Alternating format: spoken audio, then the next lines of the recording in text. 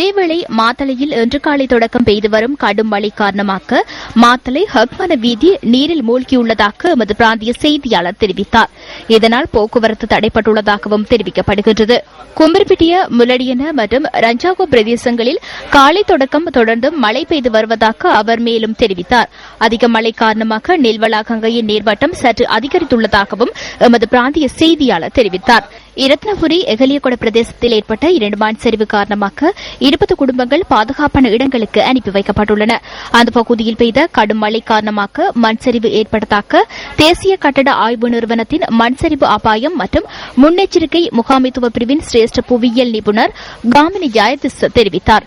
ரத்னபுரி மாவட்டத்திற்கு நேற்றிரவு 7 மணிக்கு விடுக்கப்பட்ட மண் சரிவு அபாய எச்சரிக்கை இன்றிரவு 7 மணி வரை நீடிக்கப்பட்டுள்ளதாக தேசிய கட்டட ஆய்வு நிறுவனம் தெரிவித்துள்ளது. சீரற்ற வானிலை காரணமாக நுவரெலியா மாவட்டத்தின் 28 குடும்பங்களைச் சேர்ந்த 122 பேர் பாதுகாப்பான இடங்களுக்கு அனுப்பி வைக்கப்பட்டுள்ளனர்.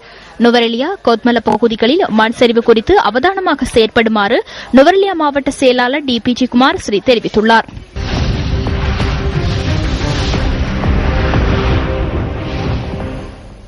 இத்தாலி மற்றும் வத்திக்கானுக்கான 3 நாள் உத்தியோகபூர்வ விஜயம் மேற்கொண்டுள்ள ஜனாதிபதி மஹிந்த ராஜபக்ச நேற்று ரோமை சென்றடைந்தார்.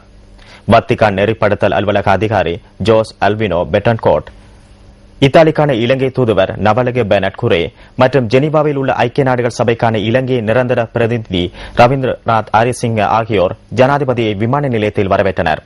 பரிசுத்த பாப்பரசர் பிரான்சிஸை ஜனாதிபதி இன்று சந்திக்க உள்ளார்.